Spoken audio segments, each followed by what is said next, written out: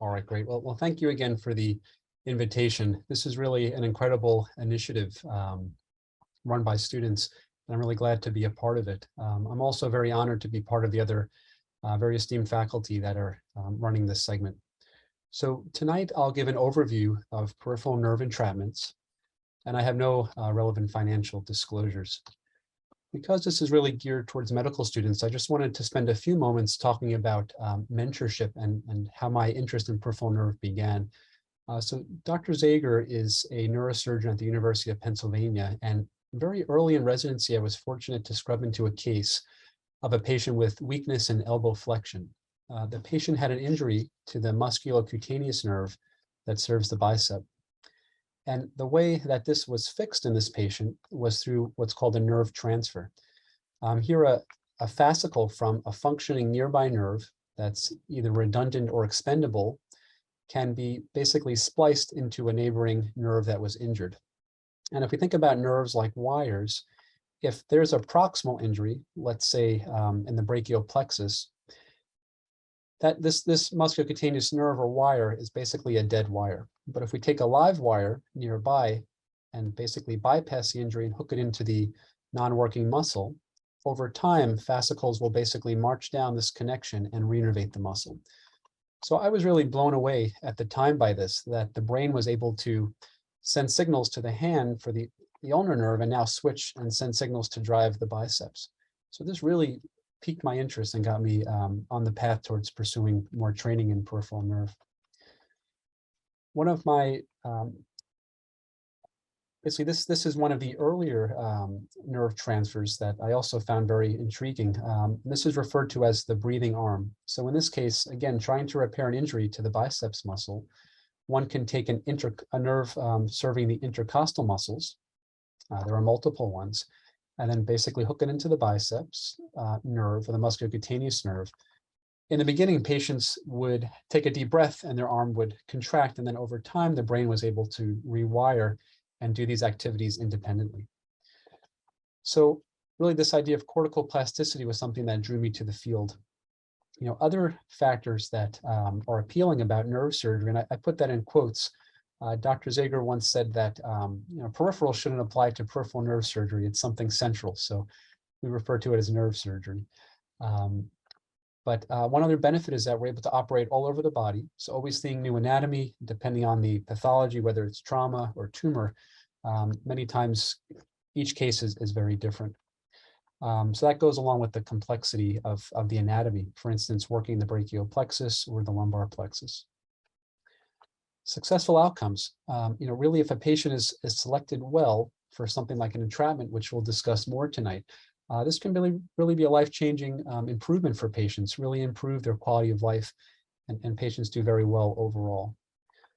Also, as David mentioned, I'm a pediatric neurosurgeon, and you can imagine the day is very different with a child with a ruptured AVM compared to a scheduled nerve case. So just some things to think about when you're navigating neurosurgery and thinking about careers. These are some of the appeals that I found to peripheral nerve surgery.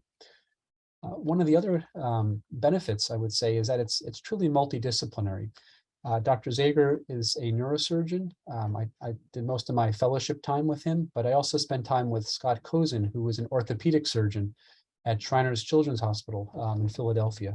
And I learned a lot of management and techniques in helping to repair a birth-related brachial plexus injury in infants. Now in my current position at Westchester Medical Center, I work very closely with Dr. Logan Carr, who was a plastics hand surgeon. So you can see that three different fields, plastics, ortho, and neuro, are all involved in neurosurgery and work together. With Dr. Carr, it's been a great collaboration in that I feel many neurosurgeons are comfortable more proximally as we get to the spine and brachial plexus, perhaps less so as we get more distal into the extremity, the forearm or hand. And I think it's the opposite for hand surgeons. They're very facile with the anatomy of the hand, and have good collaboration as we work on plexus cases. Many times in a brachial plexus reconstruction, in addition to trying to fix the nerves, we can do other maneuvers such as tendon transfers. And there's a lot of intraoperative decision-making that's made where it's nice to have a colleague there to discuss the findings and the best approaches. So Just wanted to stress mentorship, some of the appeals of peripheral nerve surgery and multidisciplinary nature. And hopefully I've convinced some of you to consider this field in the future. All right, so we can move on to the basically the main part of the talk tonight, and that's to give an overview of entrapments. So I'll touch base first on the epidemiology, the pathophysiology, and then focus in on diagnosis. I think within the different subspecialties of neurosurgery, peripheral nerve really relies on doctoring. Really want to get a really detailed history and physical exam. Want to be able to try to correlate your findings with other supportive data, such as an EMG or nerve conduction study, as well as different imaging modalities, and we'll touch on these. I'd also like to discuss considerations for differential diagnosis, mainly focusing on how do I differentiate a peripheral nerve problem from a more central spine problem. And we'll touch on some other entities that one should consider when patients present with either pain or weakness in the extremities. And then the last segment of the talk will be some of the common entrapments. So we'll talk about carpal tunnel syndrome, cubital tunnel syndrome, and then move to the lower extremity and talk about common peroneal neuropathy. And I'll plan to leave some time for questions at the end, and David will help us to moderate that. So what is an entrapment neuropathy? So this refers to a mononeuropathy, meaning a single nerve. And in an entrapment, the nerve is damaged by compression that occurs at a narrow or restricted natural anatomic passage. So these are different sites that people have found over time where a nerve is prone to being injured. Carpal tunnel is probably the most well-known one, and it's also the most common. Some studies report about a 10% lifetime risk, and in patients with diabetes, some would argue that that number drastically goes up. Now, there are multiple different sites of entrapment, and a lot of this is based on anatomy. The most common, as we said, is carpal tunnel, which is at the level of the wrist. The next most common is at the cubital tunnel, which affects the ulnar nerve, shown in this diagram. But I've listed here multiple other types of entrapment neuropathies. You can imagine that basically at any point across the nerve, it can become pinched or entrapped, and there are some characteristic ones that I've listed here. So we could have median nerve being trapped a little bit more proximal in the forearm. The ulnar nerve alternatively can be entrapped more distally at the wrist. This is called Guillen's canal. If you think about the lower extremities, there can be tibial nerve entrapment. This is called tarsal tunnel syndrome. Bouncing now to the scapula with the suprascapular nerve. Thoracic outlet refers to entrapment basically of the brachial plexus in this anterior triangle. Triangle of the neck bounded by the clavicle, the trapezius, and sternocleidomastoid muscles. The sciatic nerve, piriformis syndrome, and the lateral femoral cutaneous nerve, or neuralgia parasitica. This is a short list, but just to give you an idea that there are multiple different sites of entrapment that are out there. And we'll talk about some of the guiding principles.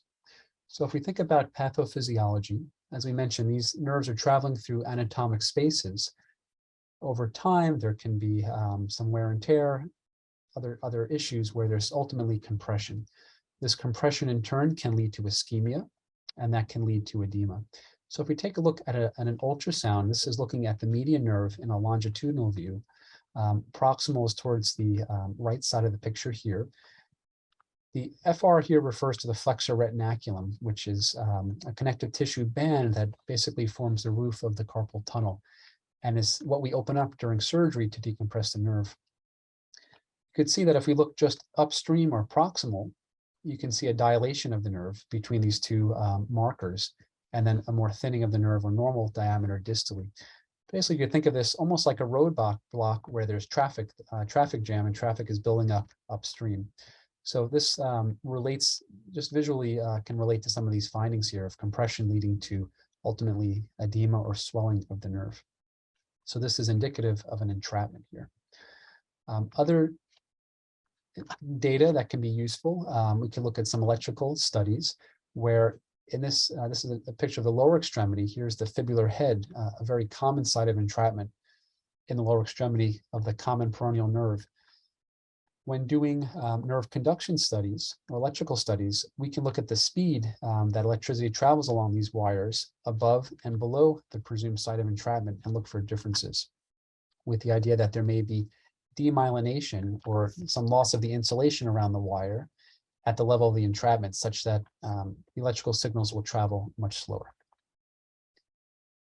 Okay, so I thought this was a nice pictorial representation of some of the different multifaceted types of factors at play with entrapment neuropathies.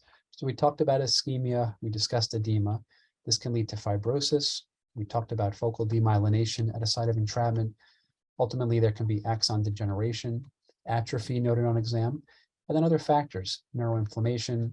We discussed kind of the traffic jam where at an entrapment site, different axonal proteins are being transported, but basically get stuck and build up. And then other overlapping issues such as spinal cord or foraminal compression. So these all play a role. And then you can see in the background here, there's other factors. So there's occupational factors. Some patients that I've had in the past, a chef, for instance, who spent all day supinating and pronating his wrist may have a predisposition to entrapping, let's say the median nerve more proximally. We think about systemic diseases, diabetes, hypothyroidism. We think about also genetic causes. So I've listed some here: Charcot-Marie tooth and hereditary neuropathy with liability to pressure palsies. So again, the pathophysiology is complex, it's multifaceted. So in terms of natural history and indications, the natural history ultimately is not well understood for many entrapments. It's a hard thing to study, but probably the most efforts have been towards carpal tunnel. And some studies look at outcomes in about 2 years with about a quarter worsening, a quarter stable, and about half improving on their own. However, up to a third will develop persistent pain and disability. So it's important to think about what are the indications for surgery. So we always try to work our way up towards surgery, doing non-surgical treatments or conservative therapy consisting of medications, activity modification, sometimes splinting in certain entrapments. But basically, if that's failed over several months, symptoms are worsening and they're decreasing someone's quality of life, those are indications or a time when to consider surgery. Also, for a patient that presents with weakness and or atrophy, this symbolizes a more advanced stage of disease and would also be a surgical indication.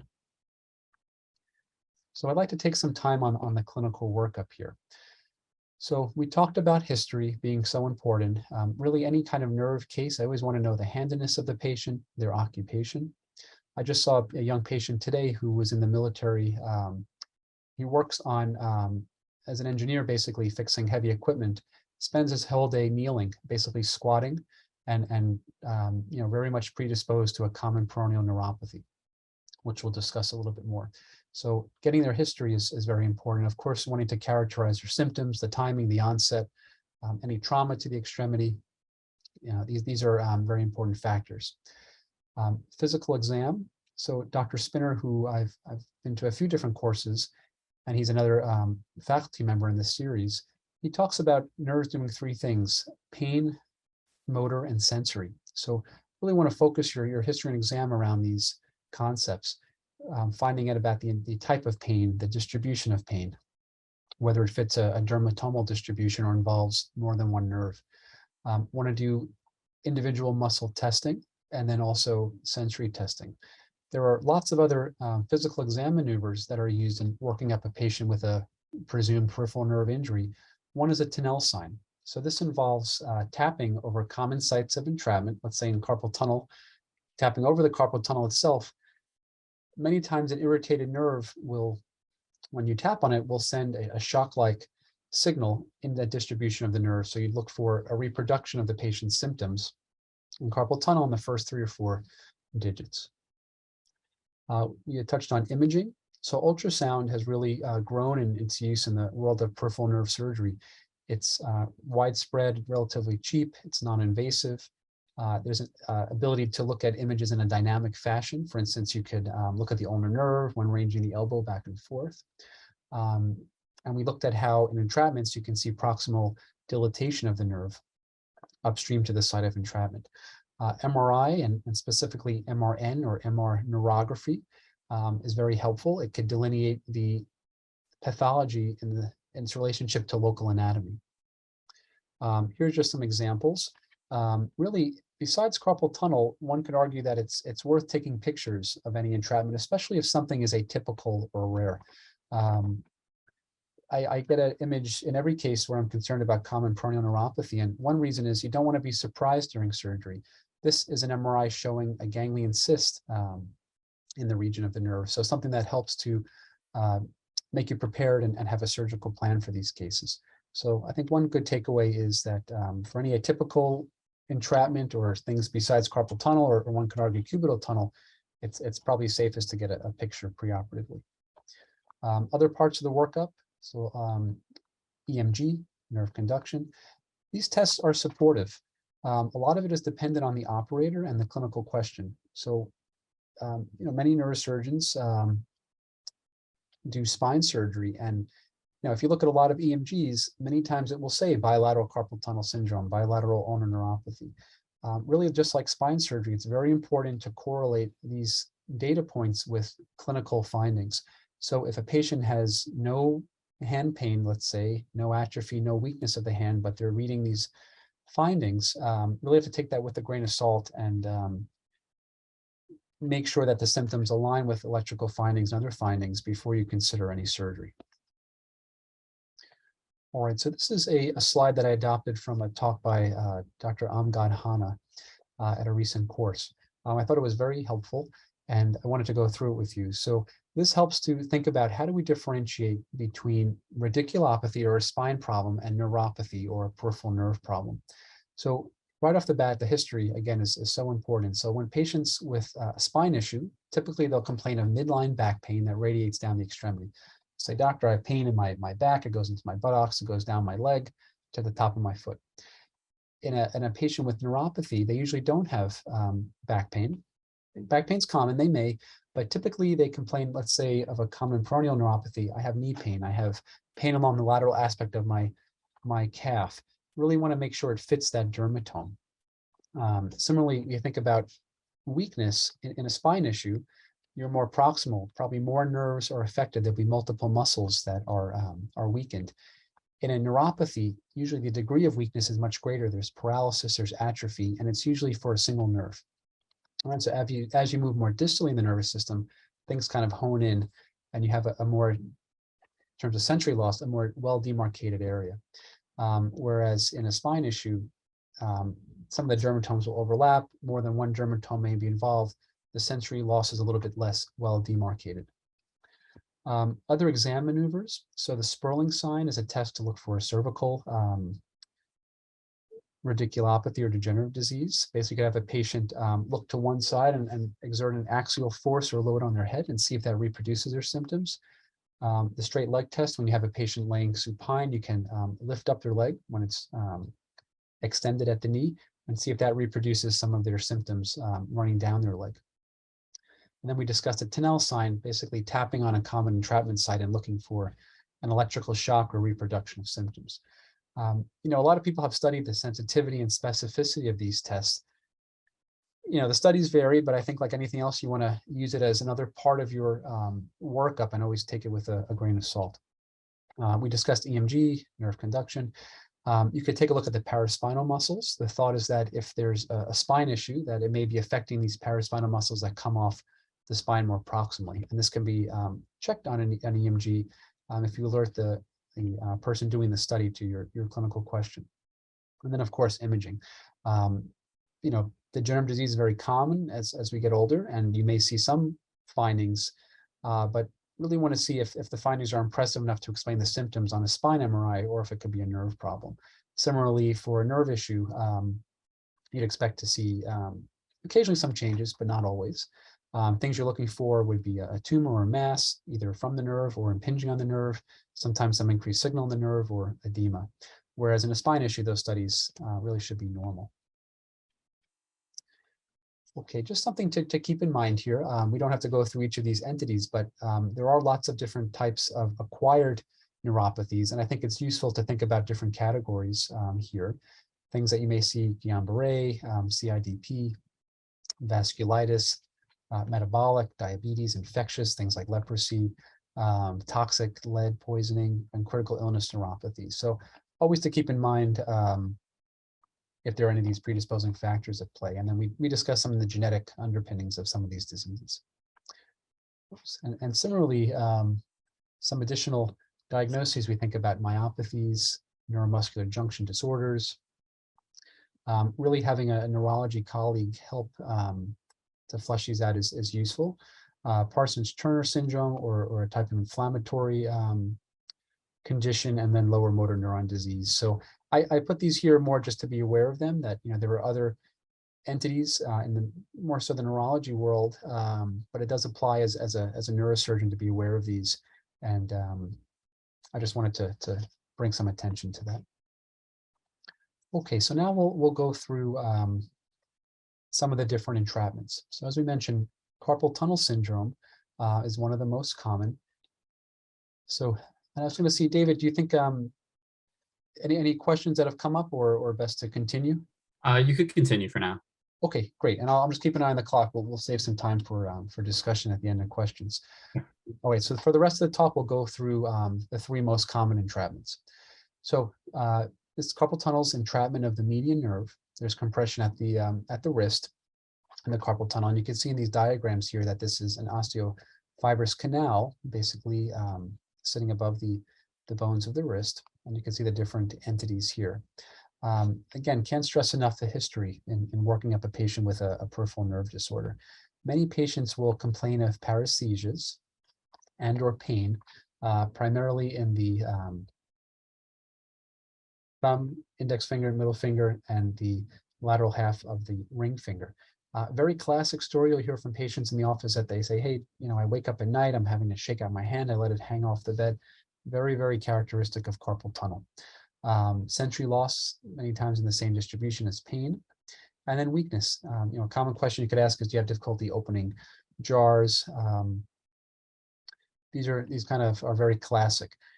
This is the textbook. In real life, things are a little bit different. Carpal tunnel is one where patients may complain of pain outside the typical distribution. We don't understand exactly why, but it's very common to hear, I do have pain in my hand. Sometimes it goes up my arm. So that's something to be aware of. And again, getting their history. Which hand are you, which is the dominant hand? What do you do for a living? Are you at a desk all day typing? Are you using your hands for manual labor? It could really help to narrow the diagnosis. So physical exam is the next part of this. In terms of sensation, we discussed that these 3.5 digits are usually affected. Now the palm here, there's a separate branch called the palmar cutaneous branch that arises proximal to the flexor retinaculum. Therefore, in most carpal tunnel cases, there's palmar sparing, meaning that sensation is preserved on the palm. So that could be helpful if you're trying to differentiate carpal tunnel syndrome from a more proximal entrapment along the median nerve. Just as an aside, this diagram comes from a book, Aids to the Examination of the Peripheral Nervous System. This is really a fabulous book that I got early in residency, and I still keep in my bag and bring to clinic every day. I see adult patients with peripheral nerve disorders. So it's got great pictures. It goes through different exams, something that I would consider getting a hold of in residency. So physical exam, there's a good mnemonic here, LOAF. This refers to 4 different muscles that are tested in the hand. So the first are the lumbricals, and these are tested by having the patient hold their finger out and trying to extend it against resistance. Opponents, bringing the thumb and pinky together. Abductor pollicis brevis, basically having the palm up towards the ceiling, trying to bring the thumb up, and then flexing the thumb as well, flexor pollicis brevis. So when you're examining patients, you could think about this mnemonic LOAF. Okay, and this is a again, really nice kind of line diagram of the path of the median nerve. So the median nerve is a terminal branch coming off the brachial plexus. It gives off some branches near the elbow for pronation and flexion. There's a separate branch, the anterior interosseous nerve, that serves some of the other flexors, pronator. And then the rest of the nerve is not named, it's the median nerve, serves the loaf muscles in the hand. And you can see these, the innervation is distal to the flexor retinaculum, which is shown here. This is a nice demonstration of the palmar sensory branch, and we note again that it's coming off proximal to the site of entrapment at the flexor retinaculum, and therefore is usually preserved in cases of carpal tunnel. Okay, other exam maneuvers. We talked about a Tinel sign. I like this diagram in that it shows kind of this lightning electrical shock-like pain that's elicited by tapping over the nerve where it's compressed. Many times you could look at the hands. Inspection is really a key thing as well. You want to look at the hands and look for any wasting of the thenar eminence. And you could test this as well. Phalanx test. Basically, these are maneuvers where you're exerting compression or pressure on the nerves. So keeping the hands, the wrists at a 90-degree angle can close down that anatomic space, the carpal tunnel, and elicit symptoms. Usually useful to do this for a period of about 30 to 60 seconds. Durkin's test is exerting direct pressure over the carpal tunnel to see if that reproduces symptoms as well. So again, none of these are pathognomonic or seal the diagnosis, but it helps to build a case for a certain diagnosis and can be useful to perform. Okay, we have additional studies again that are supportive. Electrodiagnostic studies. I just put up some numbers that are commonly discussed here. It would probably be a separate lecture to go through EMG and nerve conduction, but it can be very useful. We look at prolonged sensory latencies and motor latencies. A good number is greater than 4 milliseconds is commonly used. And of course, if you're not able to pick up sensory motor amplitudes, then that's a problem and probably a more severe case. And we discussed the utility of ultrasound and MRI. Typically, MRI is not performed for carpal tunnel per se, unless you're concerned about a lesion in the area. Okay, so differential diagnosis, always important to think about, other possibilities here. So we could think really anywhere along the course of the connections from the spine all the way down to the hand and wrist could be affected. So we think about cervical radiculopathy. Again, if you think back to that chart we looked at earlier, probably patients would complain of neck pain radiating down the arm. You could try that Sperling maneuver. EMG is useful, looking at paraspinal muscles, and of course, getting a cervical MRI if there's concern. You may see foraminal stenosis that might explain the symptoms. You could look as you move more distally into the forearm. There could be proximal, or at least proximal from the carpal tunnel.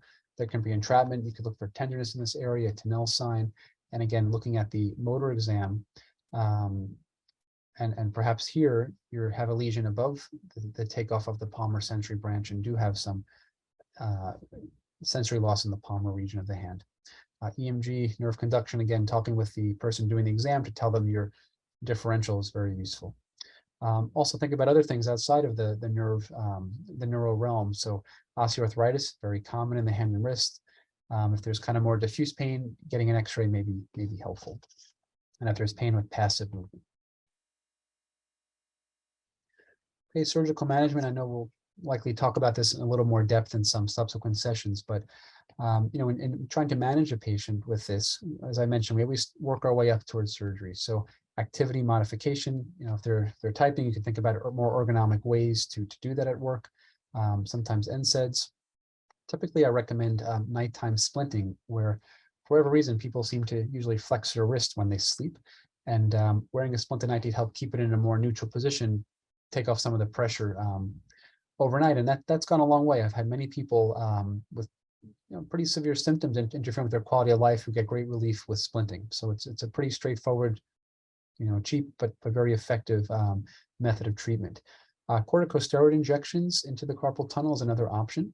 I think these work well for patients that don't want surgery or may not be healthy enough to undergo surgery, although these surgeries can be done with the patient not undergoing general anesthesia. Some of the studies have shown that a lot of patients who get injections ultimately end up in about a year undergoing carpal tunnel release, but it's something to have in your armamentarium. And then surgery. So as we discussed earlier, when these non-operative measures have failed, or if the patient is presenting with severe symptoms such as atrophy, severe weakness, surgery would be indicated. And there's different options. I was trained in the open technique, but there is an endoscopic technique as well. You can see a quick sketch on this diagram here. Some of the studies for this have shown ultimately the outcomes are similar. Endoscopic decompression may get people back to work a little bit more quickly, but it does have a steep learning curve and could be associated with some complications. One of the ones I've seen now is incomplete release of the flexor retinaculum with either no recovery of symptoms or recurrence of symptoms. So a little bit of this is dealer's choice, but just to make you aware that there are open and endoscopic approaches here. Both accomplish the goal, though, of sectioning the flexor retinaculum, which you see in this diagram as the dotted line here. Okay, and freeing the median nerve from compression. And you can see here basically a post-operative case. And intraoperatively, these ligaments can be very, very firm. It almost has a gritty feel to it. When you cut it with scissors, you could kind of hear the cutting and feel it. And sometimes the tunnel is very tight, using a scalpel to very finely cut through it. Many times you see a nice relaxation and opening of a swollen nerve. And again, we discussed that some of these entrapments, if they're diagnosed correctly, really could have a great outcome from these procedures. Okay, so I'm just keeping an eye on the clock. We've got 2 more entrapments to discuss and then some time for questions. So I think we're doing okay. So cubital tunnel syndrome. This is the second most common entrapment. The cubital tunnel runs in the elbow between the olecranon and the medial epicondyle. So if you feel the inner part of your elbow, there's kind of 2 bumps on the inner part. The bigger one, kind of at the back of the arm, is the olecranon. The one kind of in the more medial aspect is the medial epicondyle. I'm sure if all of us have hit that area unintentionally, we can call it the funny bone. You feel sometimes a shock and goes down to the fourth finger and pinky, basically a Tinel sign there. So this is symptomatic dysfunction of this nerve, of the ulnar nerve, at the level of the cubital tunnel. So as we said, it's the second most common entrapment. The history here, patients complain of paresthesias over the 4th and 5th digits, and they have weakness. So a lot of the ulnar nerve controls are hand intrinsics. They have trouble with fine motor things like buttoning buttons, putting in earrings. And if we take a look again using our friendly aids to the examination of the peripheral nervous system, we see that the ulnar nerve comes off the plexus. It sends off some flexor branches near the elbow, and then the rest travel basically to serve the rest of the functions of the hand that aren't served by the median nerve. All right, the sensory here, there's some direct sensory branches for the upper arm and forearm, and then there's another one you can see here in this kind of smaller diagram, the dorsal cutaneous branch, palmar cutaneous branch, and at the level of Guillon's canal, which is here at the wrist, splits to a motor and sensory branch. Okay, here's just an arrow, an X showing the location of entrapment in cubital tunnel syndrome. Okay, so kind of same idea. We get the history, we move on to the physical exam. So we've kind of focused in on the sensory branches here. If your entrapment is high in this area, you'll have loss of the dorsal and palmar aspects. And you can see here just a nice diagram showing how the hand is divided up sensory-wise in ulnar, median, and radial nerve territories. Okay, so for our purposes, a more proximal ulnar nerve lesion will have these types of deficits here. Okay, so physical exam. So a lot of different findings in ulnar neuropathy that sometimes can be a little bit confusing, so we'll try to go through some of them. This top diagram is basically a characteristic finding called a Wardenberg sign. Many patients with ulnar neuropathy will say that, I try to put my hand in my pocket, my pinky gets stuck. And some of this is unopposed radial nerve function. That's basically trying to extend the finger. And there's trouble with basically flexing that digit. Ultimately, as we said, the ulnar nerve controls the hand intrinsics muscles. So you could, when testing this, you could look at the first dorsal interosseous muscle, trying to push the finger against the examiner. You could look at adduction, and then lumbricals 3 and 4. And we talked about 1 and 2 being median nerve.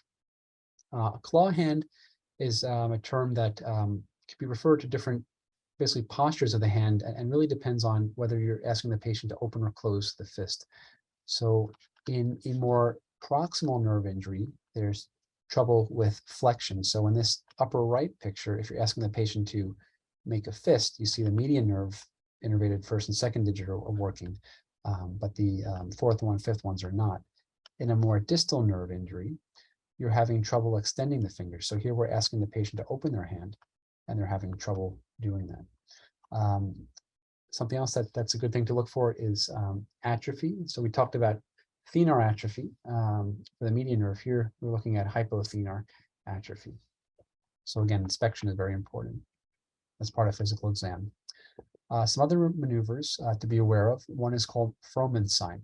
So here we basically have a patient try to basically grab a piece of paper, and we want them to normally push down. If they're not able to do that, they're not able to adduct because the ulnar nerve is not working. They'll compensate by switching to flexion, and that's driven by the median nerve, which in an isolated ulnar neuropathy, the median nerve should be working. So I think that's pretty well demonstrated in this cartoon here, normal and Frohman's positive.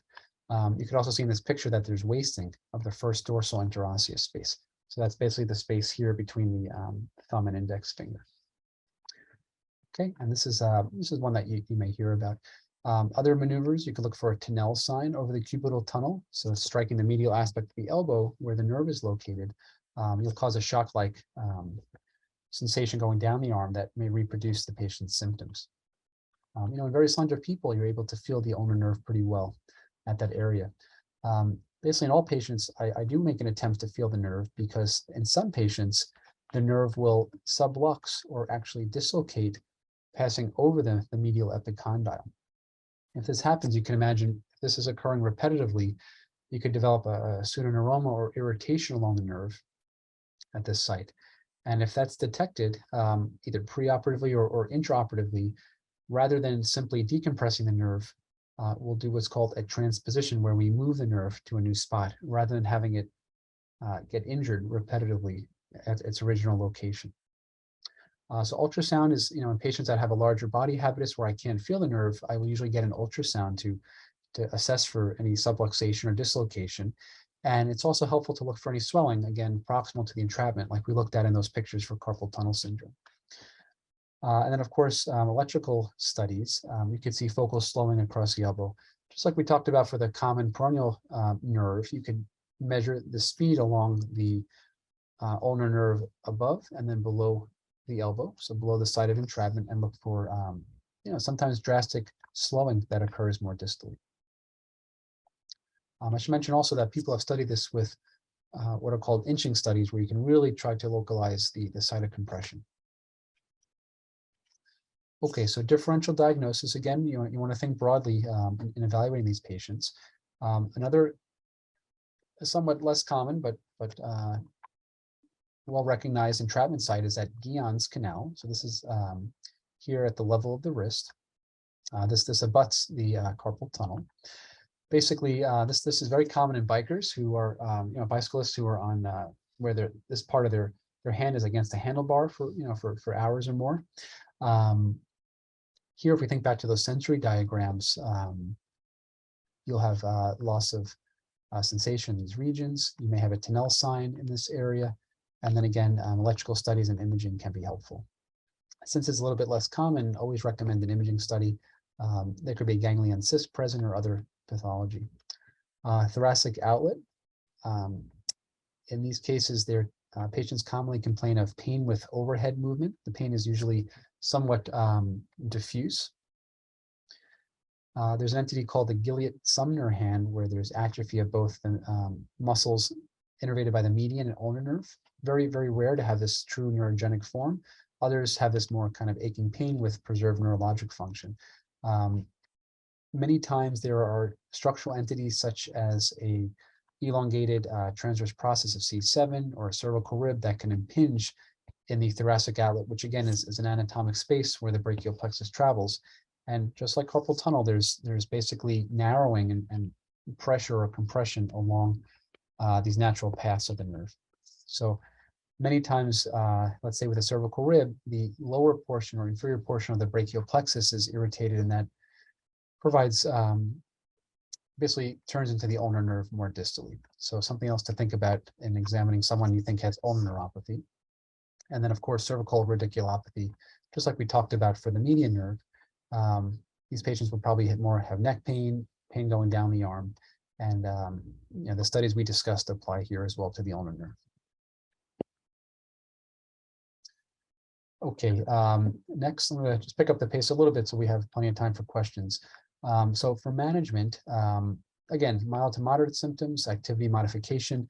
Many patients, also at night, many people like to flex their elbow, put some pressure on the ulnar nerve. We can do some type of elbow brace to basically keep the arm in a more neutral position. Many people, when they drive, will rest their arm on the window if they have the window rolled down, right on the spot where the ulnar nerve runs. So we could do these kind of activity modifications to help take pressure off the nerve and see if it improves over several months. If not, we consider surgery. Also, we consider surgery for someone with more moderate to severe symptoms like atrophy. And we'll just briefly go over some of the anatomy here. Kind of upward in the diagram is proximal, to the left is more distal.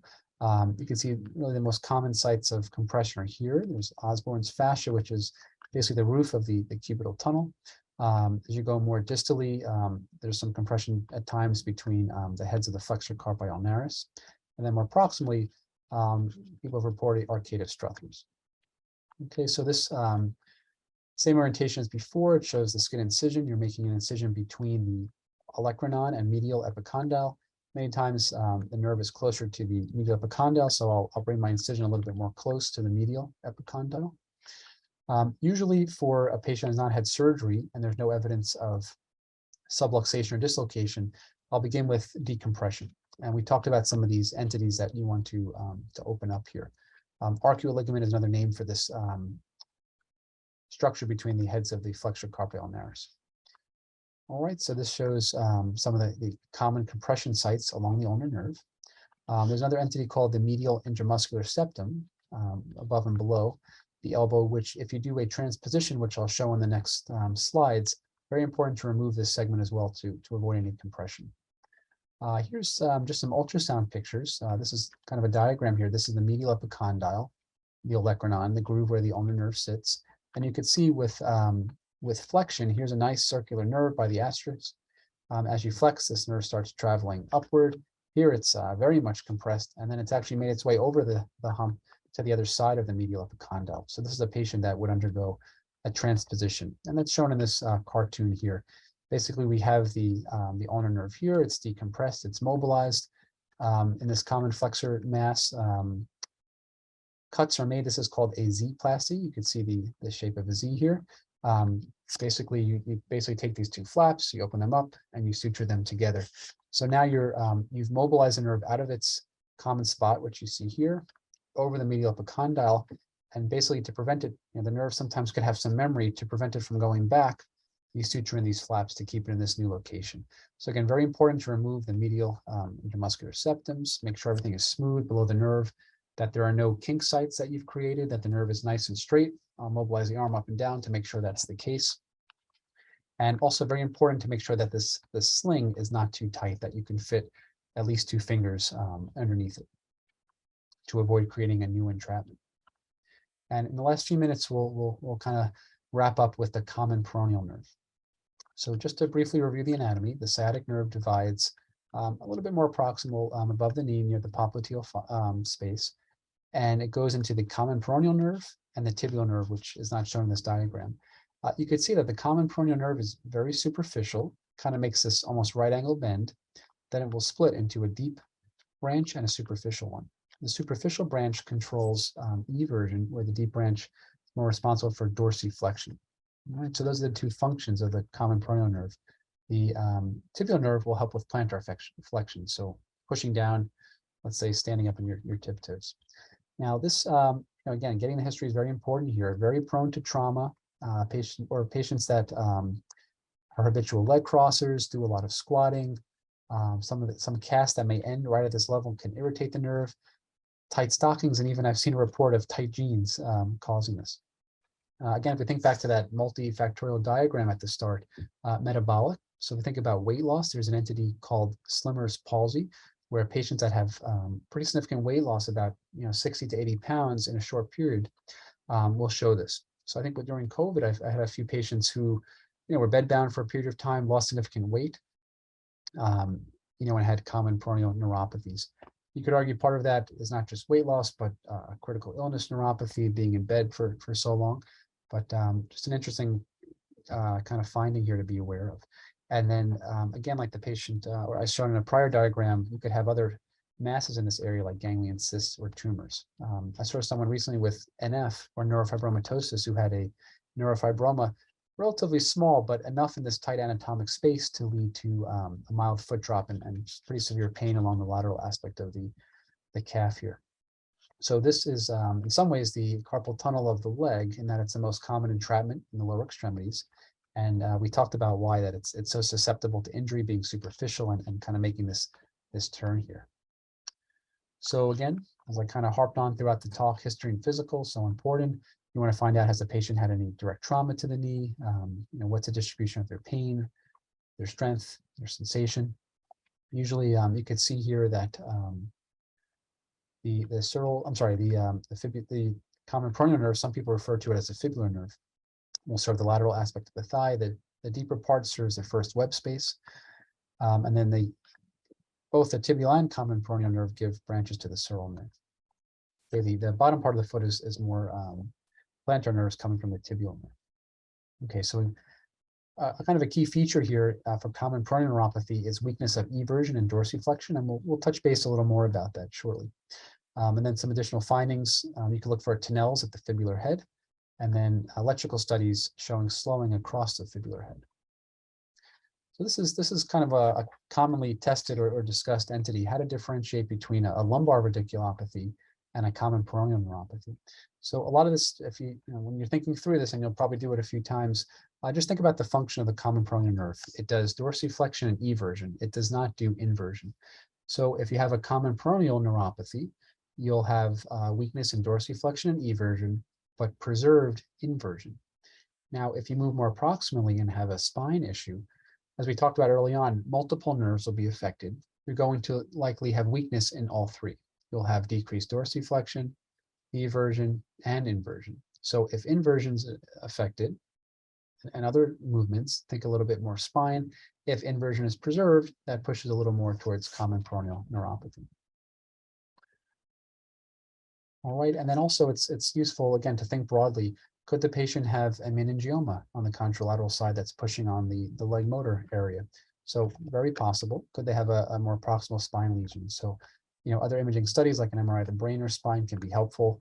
And then again, just really relying on the history and exam. Okay, so here's some diagrams. This is from Susan McKinnon, who's a plastic surgeon. She has a lot of great videos on YouTube that I think are pretty instructive. So this was taken from one of her videos. Here you can see the position of the leg, and the incision is basically this curvilinear incision right at the level of the fibular head. Usually we will find the nerve more proximally and then work distally, opening up the fascia of some of the muscles here, peroneus longus, extensor digitorum longus, and tibialis anterior. She's put forth that there are certain septum that are between each of these muscles that she recommends opening to really decompress the nerve as thoroughly as possible. These are intermuscular septums. So just like the other entities in terms of management, we talk about activity modification. But again, if these lesions are severe and there's weakness, we would move on towards surgery. Just one option, if always try to repair the nerves first, but if that's not possible, there is a bailout where if the patient has plantar flexion, you can do a tendon transfer. So I always tell patients, if you think about muscles attaching to bones by tendons, these are almost like little pulleys. When the calf contracts, it pulls the foot down. If you were to change the attachment side of that tendon, now when the calf contracts, it can pull the foot up and help with the foot drop. So those are some bailout procedures if the nerve treatment hasn't worked. All right, so here's that picture of the book, and I think we still have a little bit of time for questions. So thank you very much for your attention. Hey everyone, Ryan Rad here from Neurosurgerytraining.org. If you like that video, subscribe and donate to keep our content available for medical students across the world.